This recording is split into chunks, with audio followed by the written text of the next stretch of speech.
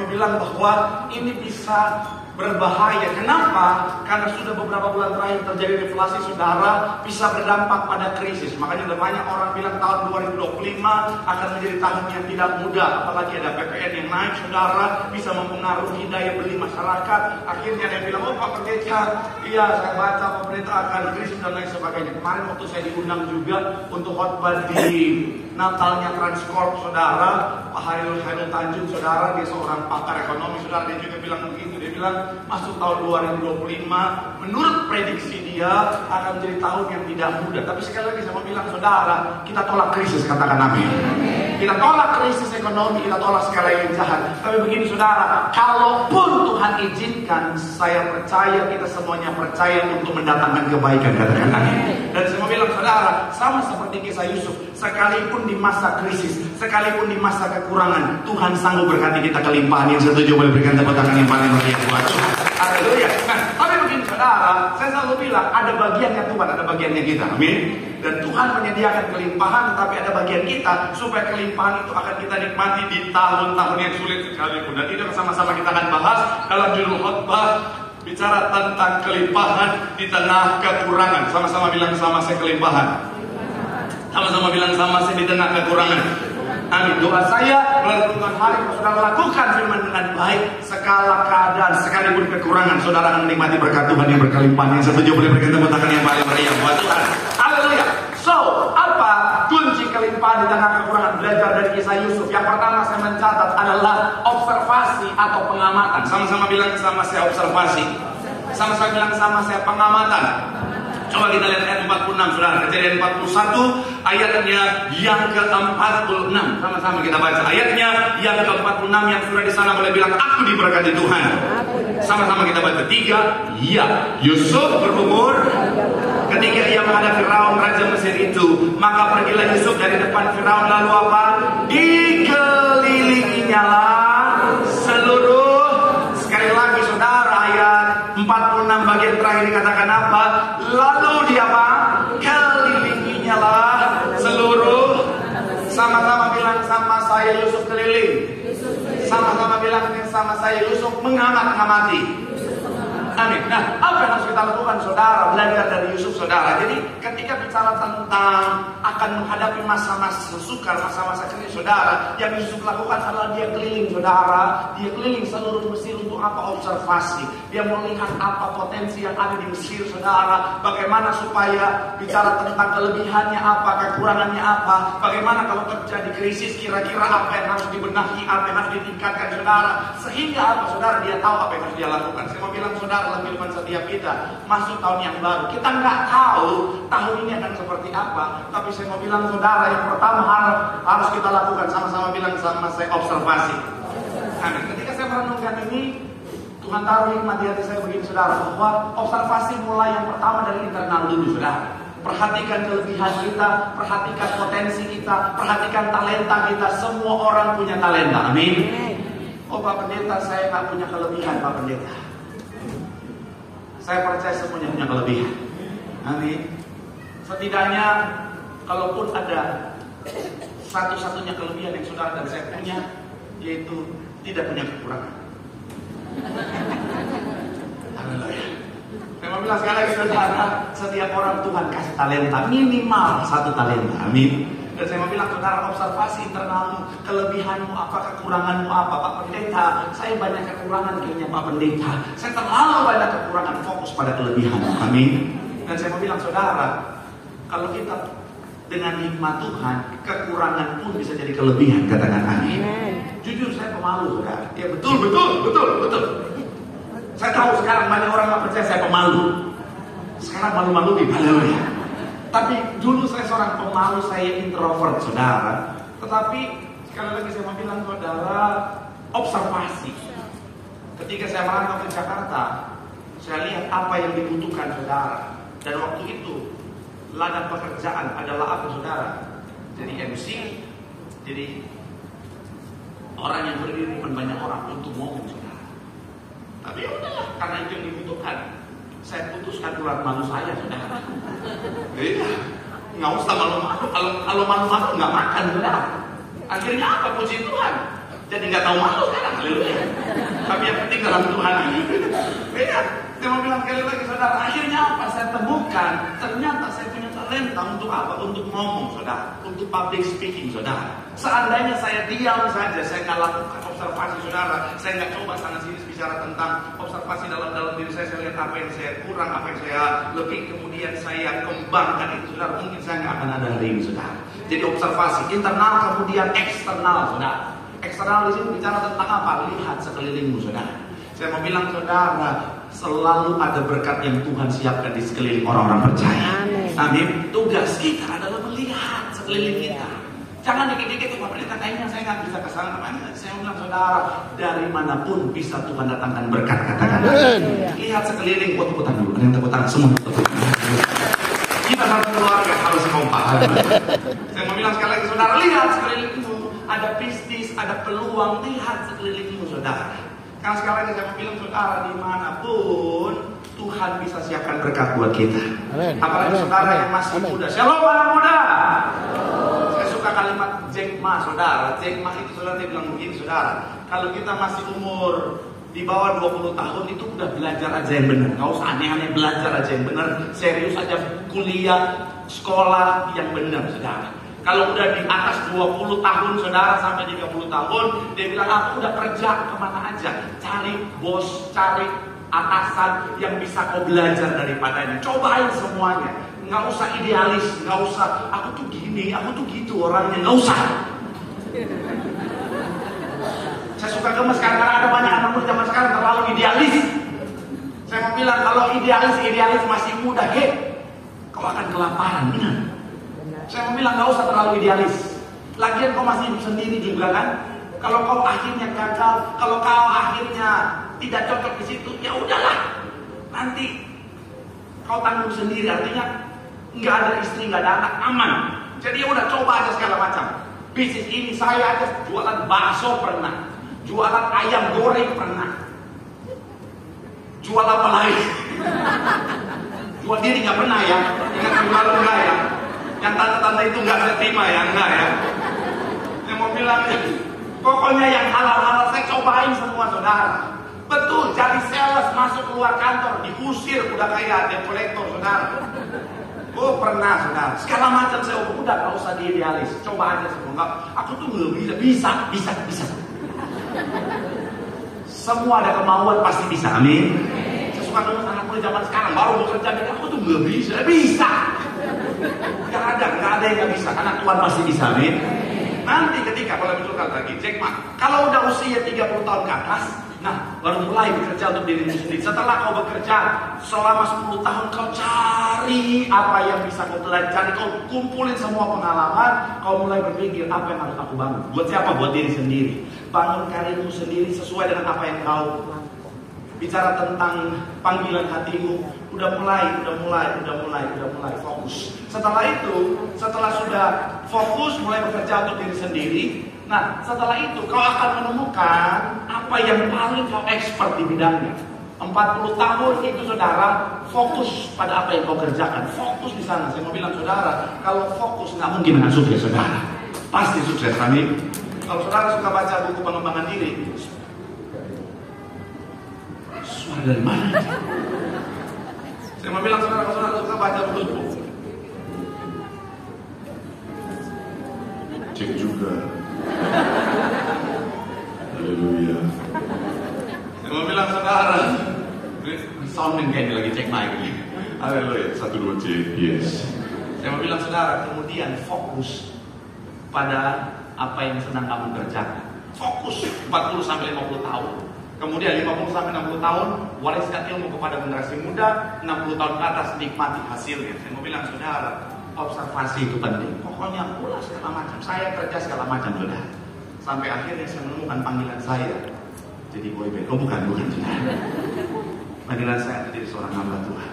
Sekali lagi saya mau bilang saudara, observasi internalmu, observasi eksternalmu. Saya mau bilang saudara, di situ ada berkat yang Tuhan sediakan. Tepuk tangan yang paling meriah buat Tuhan. Bilang sama yang keliling, bilang sampai ngomong jangan malas. Tepuk tangan yang paling meriah buat Tuhan. Haleluya.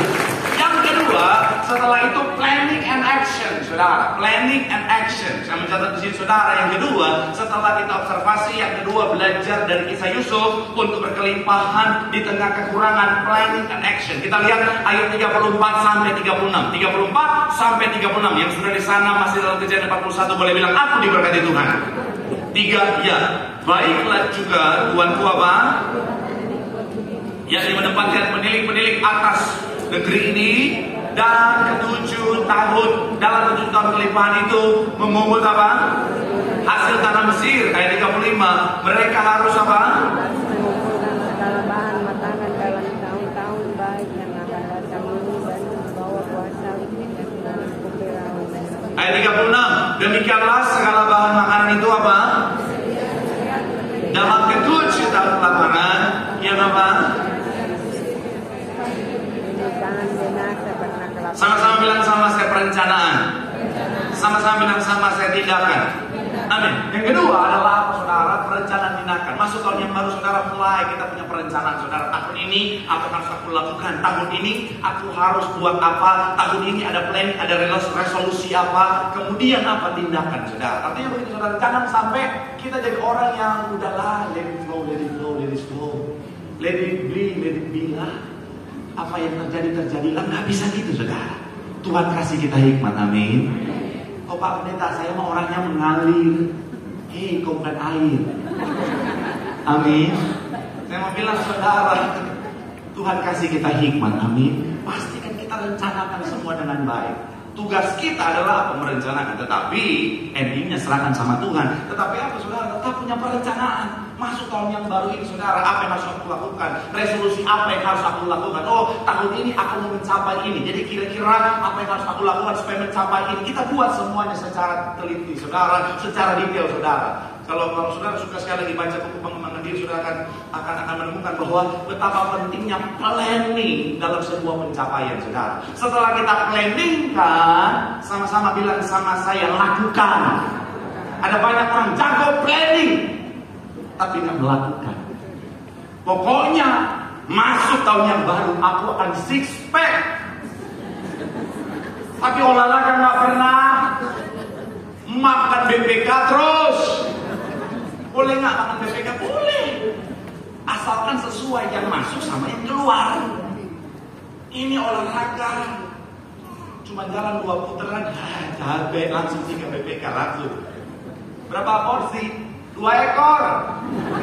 Ya Yesus, sampai babi lihat ya. Karena banyak orang, oh aku planning, aku akan juara kelas tahun ini, aku akan berprestasi di kampus untuk tahun ini. Tapi main handphone terus, Mobile Legend.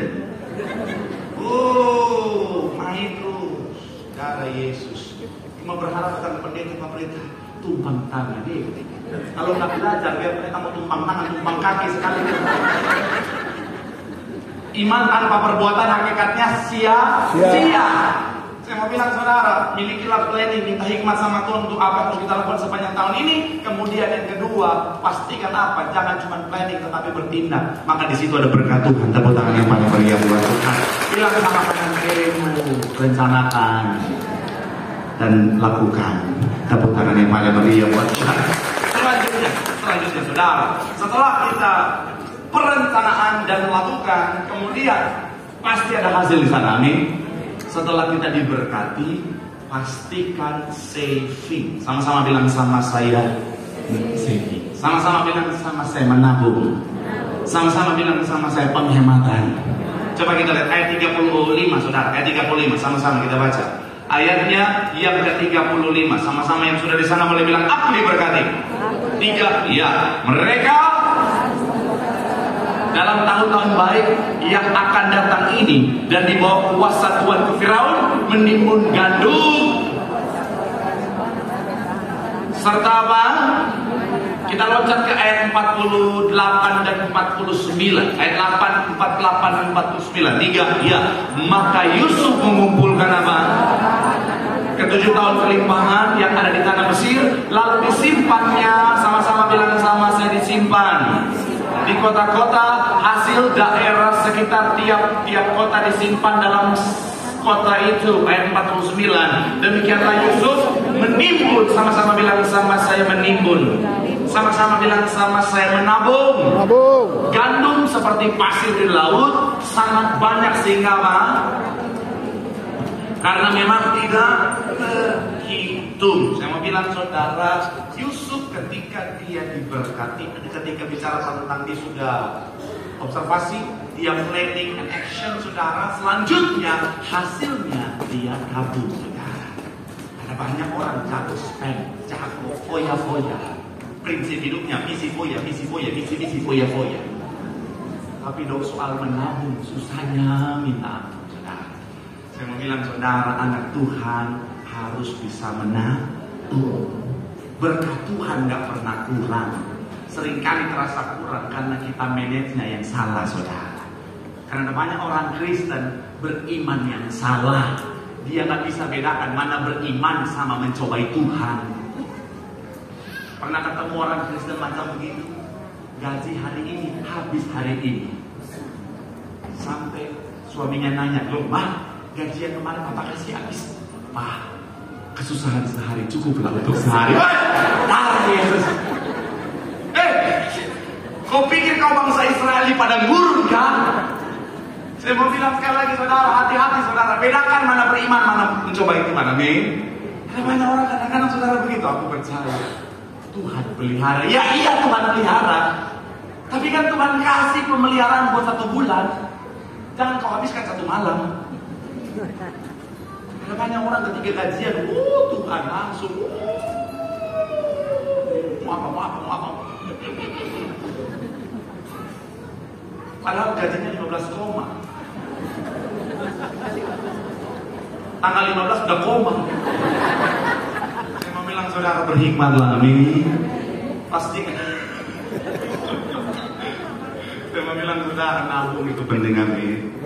Saya percaya saudara kalau suka baca buku keuangan pasti tahu kan sekarang zaman apa ditambah dari inflasi ya, tapi ada banyak instrumen tabungan yang bisa lebih daripada inflasi saudara. Saudara bisa belajar sebentar ini menjadi hot kelas ekonomi saudara, kelas keuangan. Tapi saya mau bilang saudara bijaksana lah, amin.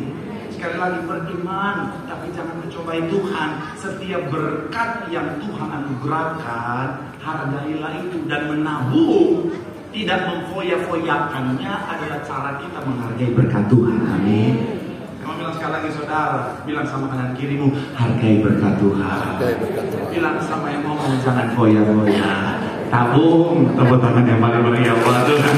Yang terakhir, yang keempat, apa kunci kelimpahan di tengah kekurangan? Belajar dari kisah Yusuf adalah sharing atau berbagi. Sama-sama bilang sama saya, berbagi. Amin. Kita lihat saudara ayat 15 sampai 17 dalam Kejadian 47. Ayatnya yang ke-15 sampai 17 di Kejadian pasalnya yang ke-47. Sama-sama yang sudah di sana boleh bilang aku diberkati Tuhan. 3, ya. Setelah habis uang di tanah Mesir dan di tanah Kanaan, datanglah apa? Semua orang apa? Berilah makanan kepada kami. Mengapa kami harus? Sebab tidak ada lagi apa? Ayat 16. Jawab Yusuf, jika tidak ada lagi uang berilah ternakmu, maka aku akan memberikan. Sebagai apa? Ganti ternakmu itu. Lalu apa? Dan Yusuf memberi makanan kepada mereka, ganti kuda, kumpulan kambing domba, dan kumpulan lembu sapi dan apa? Jadi disediakannya lama pada tahun itu. Saya mau bilang saudara, nabung, yes, itu wajib. Tapi jangan lupa satu komponen untuk senantiasa diberkati dalam masa kekurangan adalah berbagi. Sama-sama bilang sama saya, berbagi. Karena kita diberkati untuk jadi berkat. Jadi saving itu penting, tapi sisihkan ada bagian dari apa yang kita tabung. Ada juga ada bagian yang harus kita bagikan. Karena kita diberkati untuk jadi berkat. Nah pendeta, logika dong, kan lagi kekurangan. Kalau kita kekurangan, kita bagi lagi Pak Pendeta. Nah ngadong ngepeng. Nah tidak ngadong, nanti habis. Itu konsep dunia. Konsep kerajaan surga itu beda. Ketika kita diberkati dan kita memberkati, Tuhan lihat berkat kita kosong karena kita jadi berkat. Dari surga Tuhan berkati kita kelimpahan. Amin. Itu konsep kerajaan surga. Makanya kalau saudara sering lihat ada orang yang suka memberkati, hidupnya selalu diberkati. Karena Tuhan yang tanggung jawab atas berkatnya, saudara. Tapi ada orang yang pelitnya. Bukan main. Tapi kalau saudara lihat hidupnya, kok kayaknya susah. Kenapa? Karena Tuhan lihat dia menjadi berkat. Ngapain Tuhan berkati dia? Betul. Ada orang yang jadi berkat terus, tapi berkat kita datang terus itu karena Tuhan yang tanggung jawab. Saya suka satu kalimat sama anak bapak dia ngomongin, kalau kita dia selalu berkat, kita sementara membuat Tuhan itu berhutang sama kita, saudara. Kenapa? Karena Tuhan janji untuk memberkati setiap kita. Ketika kita selalu berkat, kita pasti diberkati Tuhan. Ini makanya saya mau bilang sekali lagi, saudara, kalau kau diberkati jangan pelit-pelit. Kalau saudara pelit, Tuhan juga bisa pelit. Gak ada yang aneh. Gak terlambat, sudah terlambat. Saya itu. Saya mau bilang, benar, memang kalau Tuhan memberi, sulit. Darah Yesus. Saya mau bilang, benar, ya. Saya bukan orang kaya raya. Tapi kalau saudara mengaminkan, saya aminkan lagi, amin. Tapi ketika saya diberkati, saya tak pernah lupa bahwa di balik berkat yang Tuhan kasih, ada tanggung jawab, ada berkat orang lain yang Tuhan titipkan dari berkat itu. Jadi setiap saya diberkati, saya selalu spend off, oke? Dari berkat ini ada segini yang harus saya bagikan untuk jadi berkat. Suatu ketika ada jemaat yang saya kenal datang sama saya, saudara. Kondisinya tidak mudah. Kenapa? Dia sudah berbulan-bulan tidak ada pekerjaan, padahal dia sudah harus melahirkan, saudara. Dia perantau dari Medan, saudara. Dari Medannya kurang lebih ada saya lupa nama daerahnya. Dari Medannya ada 6 jam lagi, saudara, ke dari kota Medan ini. Nah, mamanya tinggal di sana, di sini dia tinggal sendirian, dan dia butuh mamanya untuk supaya karena dia hidup sendiri begitu susah, saudara, dalam keadaan hamil yang juga melahirkan, saudara. Kemudian diminta doa sama saya, Tuhan gerakin hati saya untuk berkati. Yang singkat cerita, saudara, saya bantu dia supaya mamanya, saya sama dia bilang, tolong urusin supaya mamanya bisa datang ke Jakarta untuk nemenin dia, karena dia harus melahirkan sendirian, itu sangat sulit sekali. Dia dibantu, saudara, akhirnya puji Tuhan bisa datang mamanya bersama dengan dari 2 orang saudara yang dari sana datang bersama abangnya atau siapa saya lupa, datang akhirnya nolongin dia dan semua boleh berjalan dengan lancar. Tapi singkat cerita begini, saudara, 3 hari setelah mamanya tiba di Jakarta, saya pelayanan di sebuah daerah, saudara. Kemudian selesai saya pelayanan, si ketua panitia panggil saya dari kampung ini, Pak, tadi gubernurnya sangat diberkati oleh pelayanan Bapak. Padahal gubernur bukan Kristen, saudara, tapi gubernur diberkati dengan pelayanan Bapak mereka. Pak, ada titipan dari gubernur. Apa yang saya dapat itu berlipat kali ganda dari hati yang saya tabur, saudara. Kalau saudara diberkati, jangan lupa dia selalu berkat. Amen. Karena Tuhan mau kita memberkati, dan Tuhan gak pernah berhutang, Tuhan pasti berkati. Tapi yang Tuhan tahu di hati saya begini, saudara, kalau saudara pelajari kisah Yusuf tadi, dia jadi berkat, tapi gak sembarangan, saudara.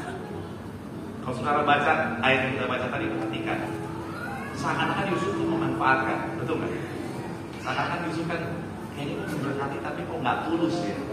Tapi ketika saya belajar dan saya renungkan, itu memberkati dengan cara berhikmat. Maksudnya kenapa? Yusuf dari orang yang berada, sempat mengalami hidup susah, jadi budak di level terendah, sangat sekismin. Ya. Pernah jadi orang yang kerja sama orang, jadi bawahan. Jadi dia ngerti bagaimana ada orang-orang yang, mohon maaf, bukan hanya soal secara keuangan dia susah atau miskin, tapi mindsetnya juga miskin.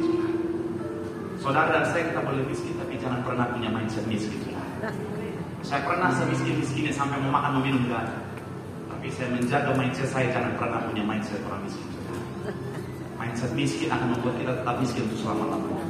Miskin hanyalah kondisi sementara. Tapi kalau kita punya mindset yang benar, maka berkat yang Tuhan sediakan pasti jadi bagian setiap kita. Jadi Yusuf, karena dia pernah ada di posisi di bawah, jadi dia tahu ada orang-orang yang mindsetnya mindset miskin sudah. Jadi makanya ketika dia memberkati, dia berkati dengan cara yang berbeda. Supaya apa? Supaya orang-orang ini bisa menghargai setiap berkat yang mereka terima. Kemudian habis itu, hasil dari apa yang dia terima tadi, yang dia tukarkan, itu dia putar lagi. Untuk apa? Untuk kembali jadi berkat kepada orang-orang tadi, saudara. Karena kalau langsung kasih begitu, itu sebegitu saja. Mohon maaf, ada orang-orang yang jadi mentalnya malas, jadi pengen terima aja tanpa bertindak, dan akhirnya tidak terjadi perkembangan di sana. Saya sekalipun saya pernah kismin-kisminnya. Sekali lagi saya tetap jaga mindset saya, jangan sampai saya punya mindset yang salah. Makanya saya nggak pernah meminta-minta, saudara. Betul. Sesusah-susahnya saya nggak pernah meminta-minta, saudara.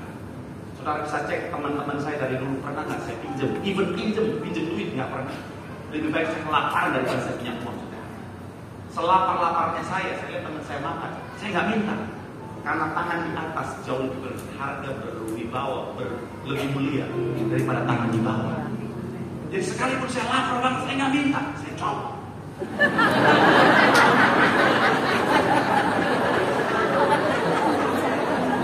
Ada yang yang penting izin bro, yuk. Tapi saya pendeta saya udah serius. Tapi sekali lagi saya mau bilang saudara, jangan sampai punya mindset yang salah. Kenapa? Karena kita anak kerajaan sorga. Mindset kita harus mindset kerajaan sorga. Karena ada berkat besar yang Tuhan siapkan bagi setiap kita. Tepuk tangan yang paling meriah buat Tuhan. Ya kanan kirimu, kita diberkati untuk jadi berkat.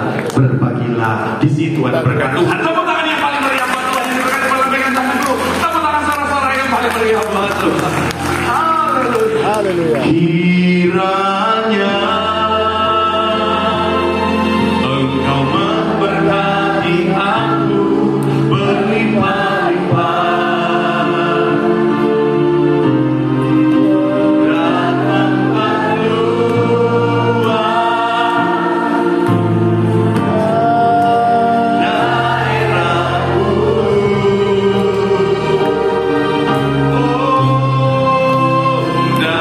Kiranya